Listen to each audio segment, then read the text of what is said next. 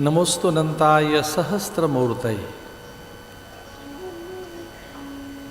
सहस्रपादाशिशुर्बहवे सहस्र नाम्ने पुरुषाय शाश्वते सहस्रकोटि युगधारणे नमः। हे अनंत, आपको प्रणाम हो।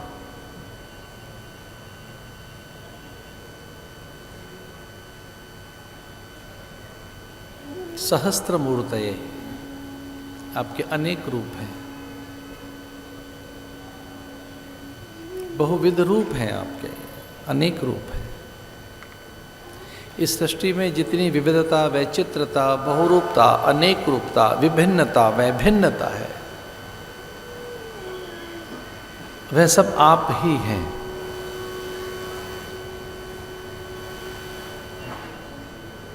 सर्वरूप में जो कुछ है, श्रुति भगवती यही कहती है, सर्वम खलविदम ब्रह्म। देखने में कुछ भिन्न लगता है, पराया सा, पर वो भिन्न नहीं है। वो स्वयं से भिन्न न होकर वो अभिन्न है। अज्ञान के कारण कोई एक ही चीज दो रूप में दिख रही होती है,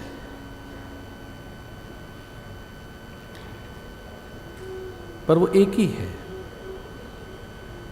सर्वम खलविदम ब्रह्म, कोई एक ही ब्रह्म सभी रूपों में विस्तृत है, नाना रूपों में। देखने में वो पादप वनस्पति है, निहारिका नक्षत्र है, धरती अंबर अग्नि जल वायु है। देखने में कहीं वो भिन्न है, पर एक ही है।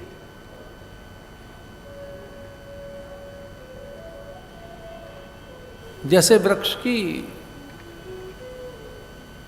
भिन्नता देखने में आती है कि एक ही बीज से अनेक रूप हैं उसके,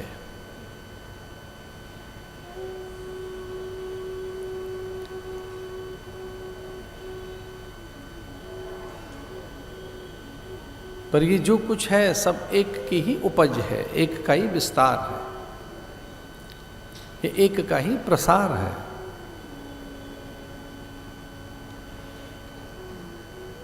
जैसे चंद्र से उसकी किरणें भिन्न नहीं है, सूर्य से भी उसकी किरणें भिन्न नहीं है, उसकी रश्मियां।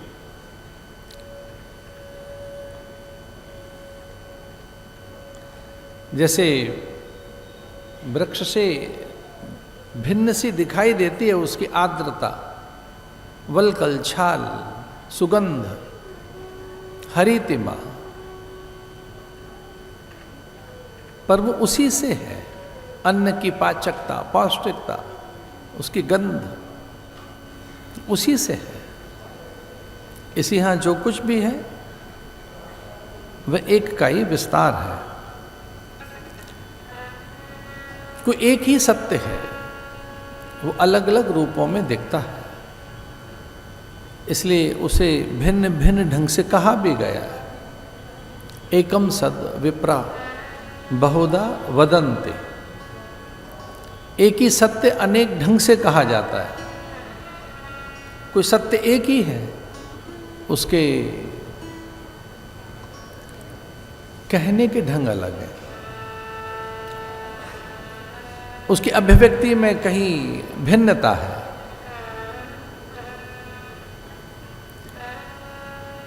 अज्ञान से वो द्वैत दिखता है, कोई सत्य, प्रपंच दिखता है, जगत दिखता है, अनेक संबंधों में दिखता है वो।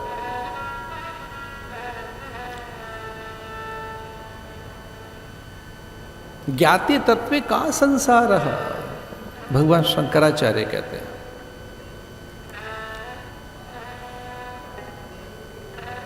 भगवत पादाचार्य भगवान शंकराचार्य कहते हैं, ज्ञाते तत्वे कह संसार। संसार तभी तक है जब तक तत्व का बोध नहीं है, ज्ञान नहीं हुआ है, स्वरूप का बोध नहीं है, या सत्य की अनुभूति नहीं हुई है। सत्य का अनुभव होते ही सब एक हो जाता है।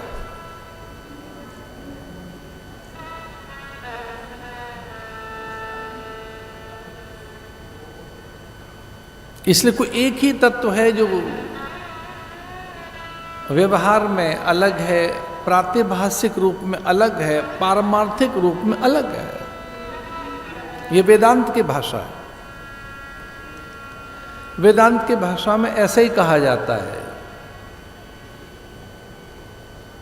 उस परम सत्य के लिए, ईश्वर के लिए ये कहा गया कि वो परमात्मा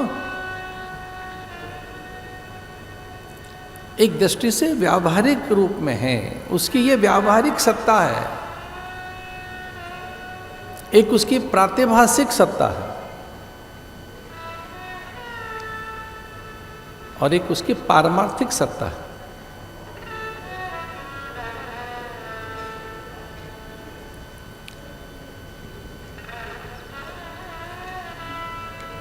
जो नित्य है, शाश्वत है, सनातन है, समीचीन है, प्रत्येक संदर्भ में नूतन और सामायिक है, उसमें कितना रस है। इसलिए मन नित्य नए रस के लिए रसान्वेषण करता रहता है।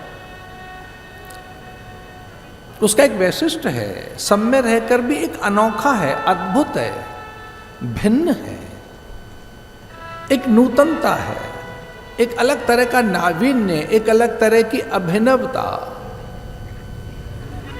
और उसको पाने की उत्सुकता, उसको पाने की अभिप्सा हम सब में। तो इस सब में रहकर भी इससे भिन्न है वो, और उसी को अनंत कहकर प्रणाम किया है शास्त्र में, नमोस्तु अनंताय। 31 बाण एक साथ चले, सर अलग होने लगे, हाथ अलग होने लगे, सर धड़ यानी मुंड और देह भिन्न भिन्न होने लगे। रावण की देह नाचने लगी, मस्तक विहीन हो गया। सायक एक नाव सरसोसा, अपर लगे भूरि सिर सरे रोसा। ले सर बाहु चले नाराजा, सिर भुजहीन रुंडमय नाथा। धरे घास धर घाल प्रचंडा, अब सर हर प्रभु पृथ्वी दुई खंडा।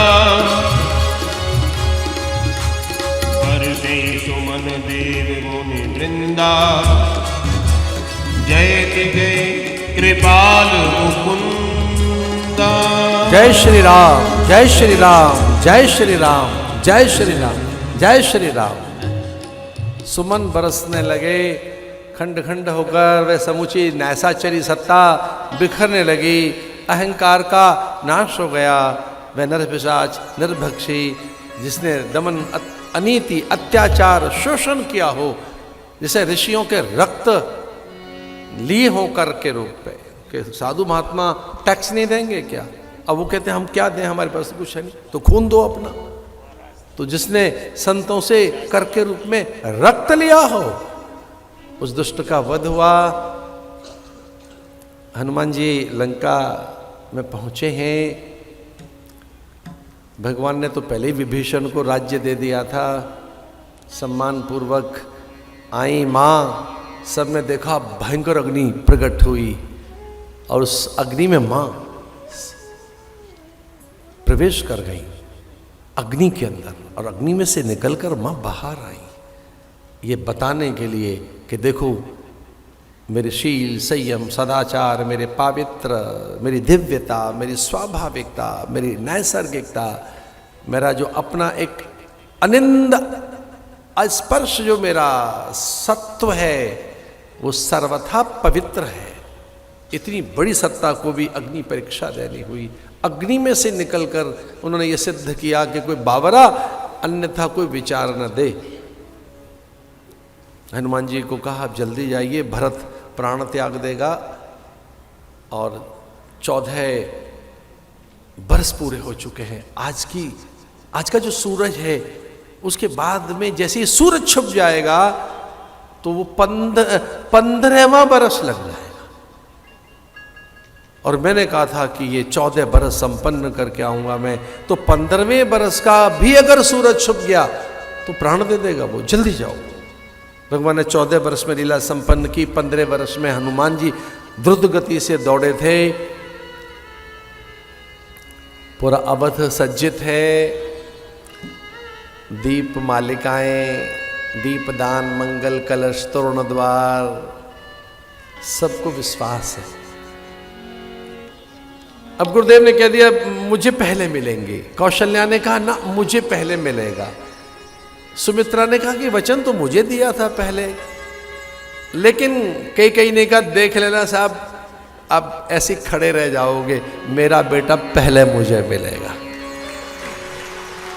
अमित रूप प्रगटे ते ही काला, यथा योग सब मिले कृपाला, अमित रूप प्रगटे काला। सबको बराबर बराबर मिल रहे हैं, सबको लोग मुझे पहले मिल गए। लेकिन गुरुदेव ने देखा कि जिसके सामने खड़े हैं, जिस जो अंक में भर के लेकर खड़ी है प्रभु को, अंक में भर लिया, वो कौशल्या और सुमित्रा नहीं है, कैकेयी के पास खड़े हैं राम।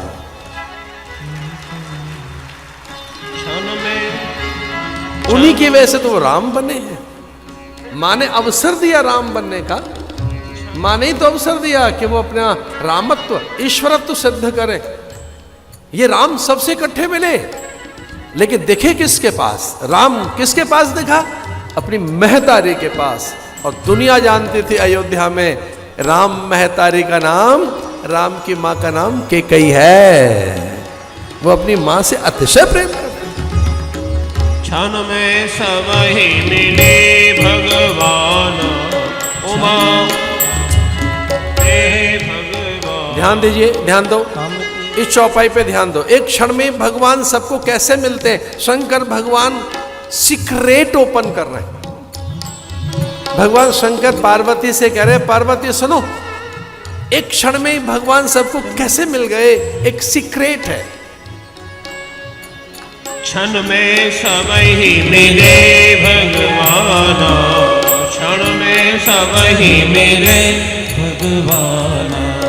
उमा मरम यह काहू न जाना, उमा मरम यह काहू न जाना।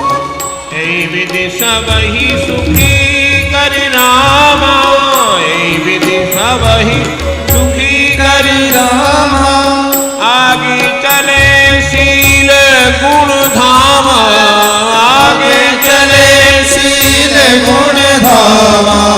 क्षण में सब ही मिले भगवान। एक ही क्षण में भगवान सबको कैसे मिल सकते हैं? पार्वती ने पूछा ऐसे हो कैसे गया? तो भगवान महादेव कहते हैं कि मिलना किससे है, सबके अंदर तो बैठे, वहीं प्रकट हो गए वो। सबके ही अंदर तो बैठे हैं। घट घट में राम बैठा है, घट घट वासी है, अंतर्यामी है, श्वास में रमता है, रोम रोम में रमाए, रोम रोम में रमण करने का जिसका नित्य का अभ्यास है। बस झलक बाहरी तो दिखानी थी, कोई बड़ा काम क्या कर लिया राम ने? पहले से ही वो साथ है सबके, एक झलक ही तो दिखानी है। रोम में रमा है, प्राण में बसा है, चित्त में बसा है और तत्व में बसा है, आत्मा में बसा है। अब गांव के लोगों से पूछ लो, वो बिल्कुल सही बात बताएंगे हमारी। तो हमने एक दो बार लोगों से पूछा, भाई भीड़ क्या कर रखी है आपने, क्या हुआ? कि जिसके राम निकल गए हैं। राम निकल गए? हाँ जी, इसके राम चले गए, राम चले गए। हाँ, इसका अर्थ है जब प्राण नहीं रहते तो कौन निकल गया? अब गांव के लोगों से पता पूछ लो, उसे लेके जाते हैं शमशान में और यही कहते जाते हैं, राम नाम सत्य है, सत्य बोलो गति है। जो सत्य था वो निकल गया, इसमें सत्य था, अब नहीं है इसमें असत्य। अब क्या है कि जब कुछ तो बचा ही नहीं, मिट्टी है, सब है, अब करोगे क्या इसका? कि जी संस्कार करेंगे इसका। और जब तक राम बैठा है तब तक संस्कार करोगे क्या? राम माने जब तक सांस है, जब तक चेतना है, जब तक चैत्य है, अस्तित्व है। तो अस्तित्व है कौन? राम।